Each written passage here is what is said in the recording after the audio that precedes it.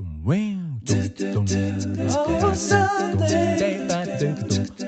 Oh, Monday. Oh, Tuesday. Oh, Wednesday.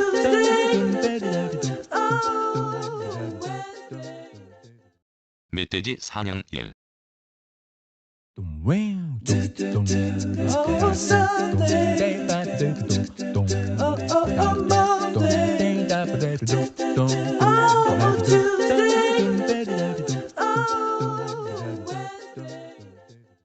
15일 날 계적같이 알아.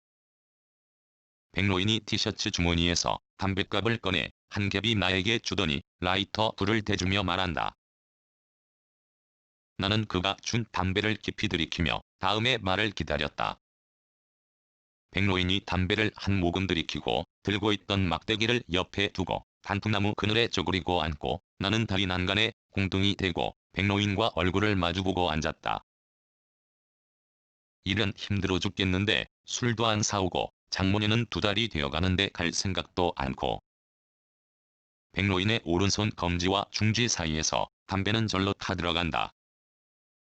힘없이 늘어진 눈꺼풀에 가린 선한 눈을 가진 그의 견갑골은 깊이 파여 한 컵에 물을 고여도 될 지경에 왜소하고 깡마른 백로인이다. 그저께 처자년들과 자식놈들이 같이 들이닥쳐 시부릴년이 달군 2마리나 잡아 내려가더니 저들끼리 먹더라고. 백로인이 격앙된 어조로 말한다. 어르신이 내려가지 않고 여기서 헛도니까 그렇겠지요. 내가 말을 받았다. 내려가면 뭐해? 자식놈들은 요즘 술도 안 사오고 장모녀는 귀가 먹어 큰소리 치지 않으면 듣지 못하지. 말을 끊고 백로인이 담배를 한 모금 들이키고 작은 돌을 주워 땅바닥에 헛손질을 한다.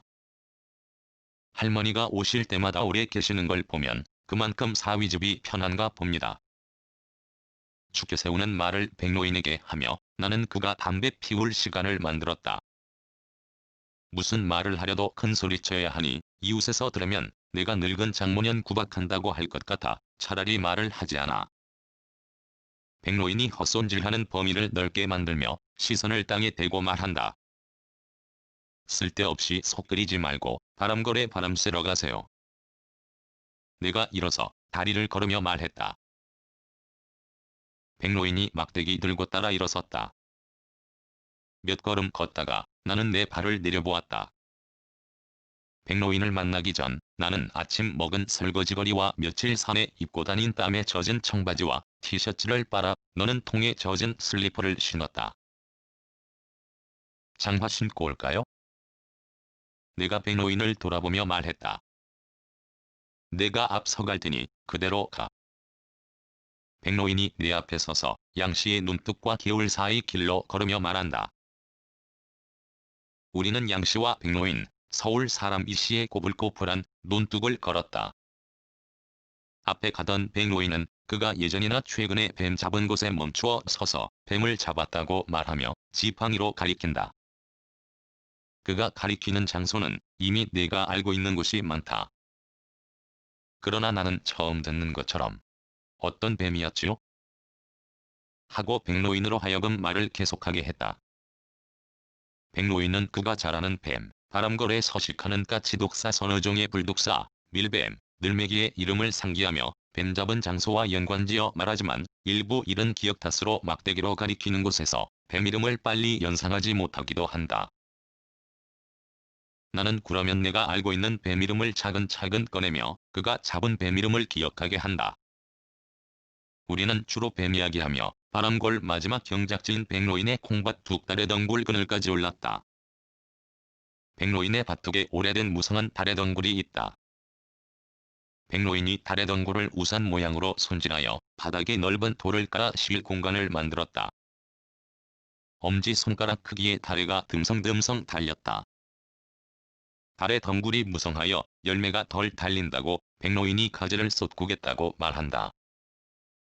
나는 그늘이 무성하게 그냥 두라고 말했다. 지난해는 다래가 올보다 많이 달렸다. 가을철 말랑말랑하게 다래가 잘 익어도 백로인과 그의 아내는 다래를 따지 않는다. 바람골 올라올 때 등줄기 타고 흐르던 땀이 달의 덩굴에서 몇 분 쉬는 동안 이내 마르고 온몸이 서늘하다. 이곳과 밤나무가 있는 달이 있는 곳의 기온 차이가 크가. 이곳에 오면 물에 들어가지 않고 그늘에만 있어도 시원하여 한여름 땡볕을 피하기 좋다. 나는 콩밭 쪽에 앉고 백로인은 개울 쪽으로 공둥이 대고 앉았다. 백로인과 마주보며 담배 피우던 나는 시선을 콩밭과 산기슭이 이어지는 곳을 우연히 보았다. 뭔가 있습니다. 어르신. 내가 움직이는 물체와 흔들리는 수풀을 보며 백로인에게 말했다. 백로인은 내 말을 듣고도 아무 대꾸하지 않고 태연하게 면목은 급히 빨더니 반쯤 피우던 담뱃불을 끄고 막대기 들고 일어서 돌로 된 밭둑을 살핀다. 도망갈 것 같은데요. 내가 백로인을 재촉했다. 뱀이나 잘 찾아봐. 그건 걱정하지 않아도 돼. 백로인은 여전히 돌둑에 시선을 두고 움직이는 물체에 있는 쪽으로 발자국을 뗀다. 깊이 들어가고 있어요. 다시 백로인을 재촉했다. 그때야 백로인이 젠걸음으로 움직이는 물체에 있는 곳으로 가더니 돌멩이 주워 사정없이 던진다. 퍽 하는 소리와 함께 산짐승의 고통스런 비명이 들린다. 백로인은 돌을 주워 대여섯 번 이상 산짐승을 공격했다. 돌멩이에 얻어맞은 산짐승은 고통스런 비명소리 연거푸 내며 덤불로 기어들어가는데 수풀에 가려 잘 보이지 않는다. 돌을 찾느라 백로인이 두리번거리는 것을 본 나는 밭가정자리에서 익게 긴 큰 돌을 주워 그에게 주었다.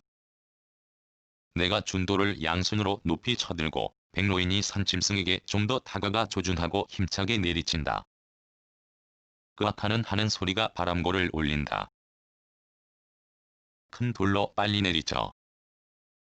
백로인 땀을 흘리며 나에게 거들라고 한다. 백로인이 말하기 전에 나는 이 일은 나와 상관없는 백로인의 일이란 생각을 했다. 백로인의 급박한 말을 듣고서야 나는 정신이 번쩍 들어 밭가장자리에서 큰 돌을 주워 머리가 보이지 않는 줄무늬가 있는 산짐승의 등을 세차게 내리쳤다. 내가 던진 돌이 명중했다. 숨 넘어가는 고통스런 산짐승의 소리가 다시 울려 퍼졌다. 내가 돌 공격을 하자 백로인은 안도의 한숨을 쉬며 습관처럼 위 주머니에서 담배를 꺼낸다.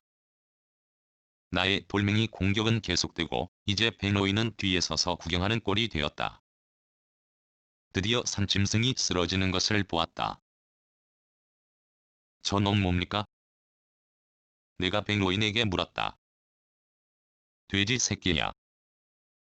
백로인이 작대기를 내게 주며 말한다. 나는 반사적으로 그가 내민 작대기를 받아들었다. 그대로 두어도 죽겠는데요. 털이 빳빳하고 줄무늬 있는 멧돼지 새끼를 보며 내가 말했다. 멧돼지는 이따금 머리를 움찔하며 사지를 뒤튼다. 그것으로 목을 세게 후려쳐. 백로인이 말한다. 목을요? 내가 반문했다. 명을 완전히 끊어야지. 그렇지 않으면 달려들지 몰라. 백로인이 겁나는 말한다. 나는 백로인의 말에 따라 막대기 쳐들어 좌로 뻗은 멧돼지 목을 세차게 내리쳤다. 멧돼지는 이제 비명조차 못 지른다. 마지막 막대기 공격은 목에서 벗어나 멧돼지의 귀 터져 시뻘건 피가 튄다. 붉은 피 보고 나는 막대기 공격을 멈추었다. 그리고 뒤로 한 걸음 물러났다. 내가 물러남과 거의 동시에 백로인이 나의 앞에 나서 죽은 산짐승 가까이 접근하더니 옥매기와 족쇄에 묶은 굵은 나뭇가지를 잡아당긴다. 힘 딸린 백로인이 거들라고 한다. 우리는 굵은 쇠줄과 나뭇가지를 힘껏 잡아당겼다. 드디어 족쇄에 걸린 멧돼지 오른 뒷다리가 허공에 떴다. 방금 죽은 어린 멧돼지에게서 누린내 난다. 백로인이 노련한 솜씨로 족쇄를 벌리고 걸린 멧돼지 다리를 뺐다. 멧돼지네 다리 움켜쥐고 백로인이 달의 덩굴 있는 곳으로 간다. 그곳에 있는 비닐포대 아가리를 내가 벌리자 백로인이 멧돼지를 넣었다. 멧돼지는 그리 무겁지 않다. 멧돼지 담은 비닐 포대를 나는 어깨에 메고 오를 때와 달리 앞서 걸으며 바람골 내려왔다. 시부릴 년이 빨리 와야 할 텐데. 뒤에서 백로인의 목소리가 들린다. 아주머니도 아까 옥매기 점검하러 가던데요. 뒤돌아보지 않고 내가 말했다.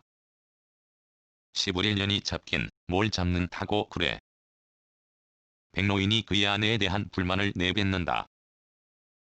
그러면서 아주머니는 왜 찾으세요? 내가 백로인을 약올렸다.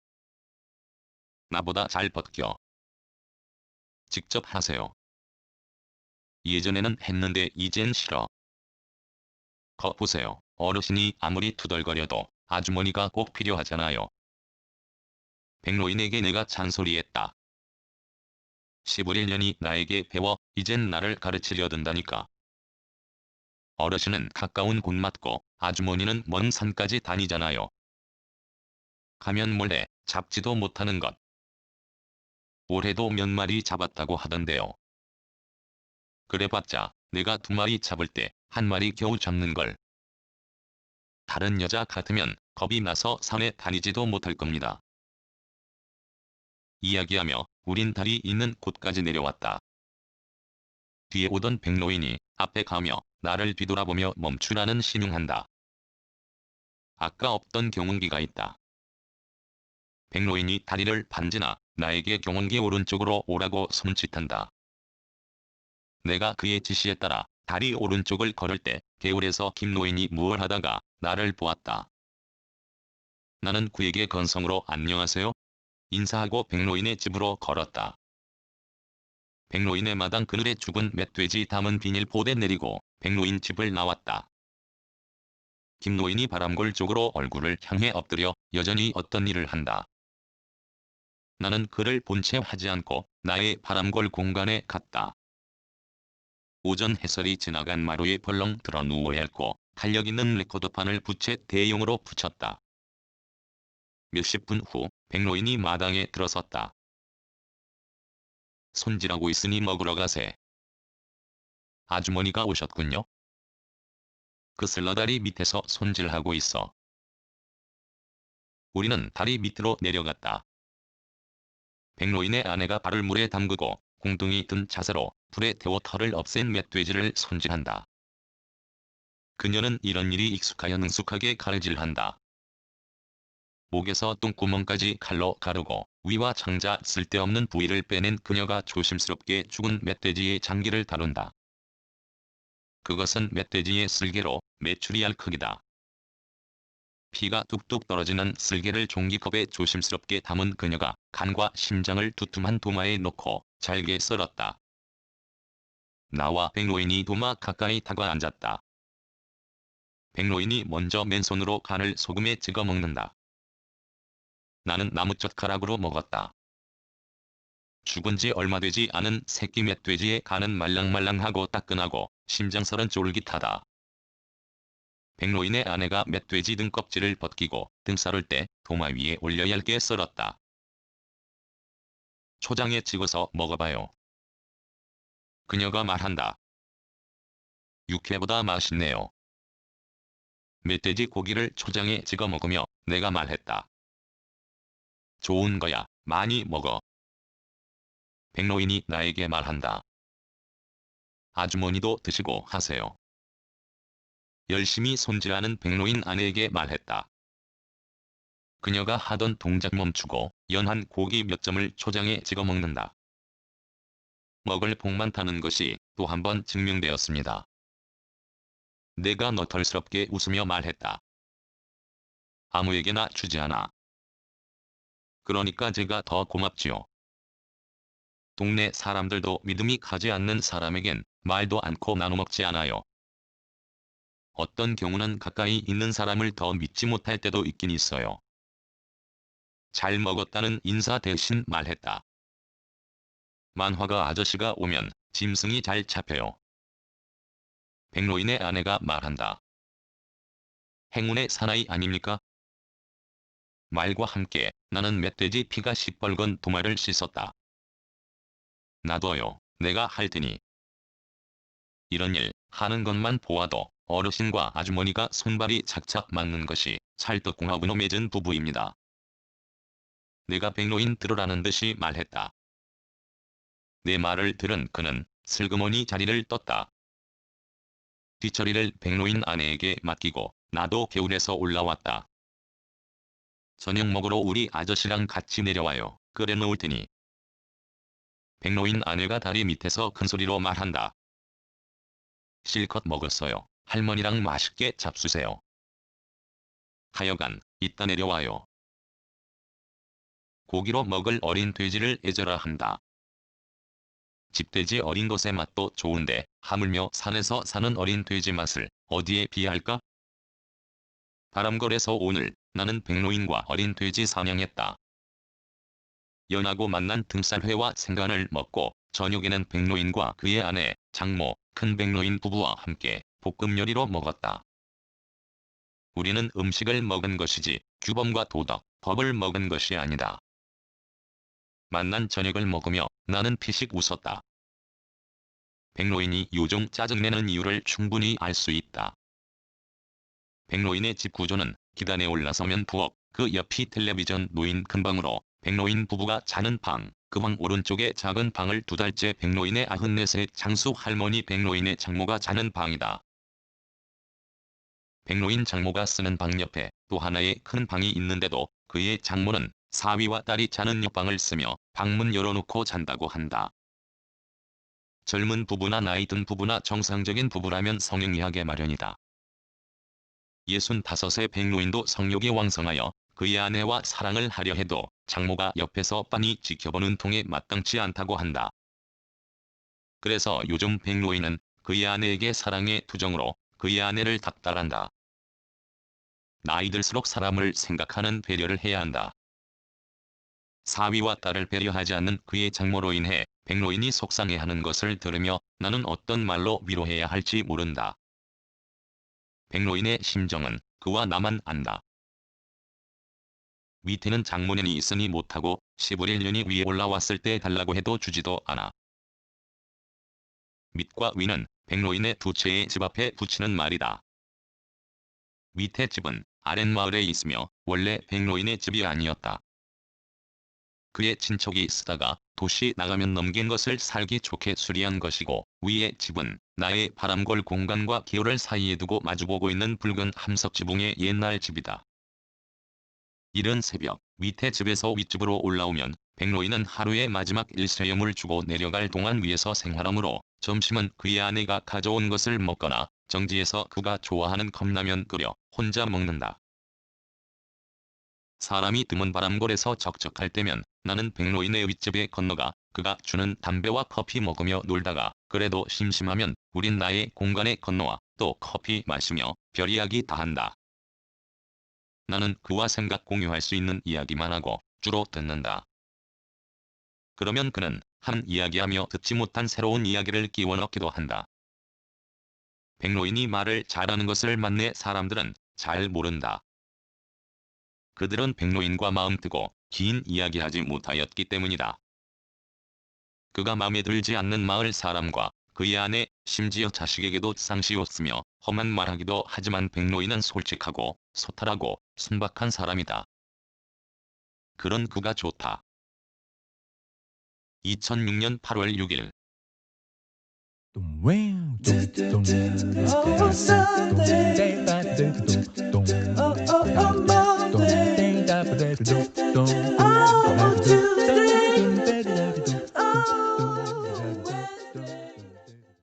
글 모든 것으로부터 자유인 무학 낭독 글 읽어주는 강지식 들어주셔서 고맙습니다.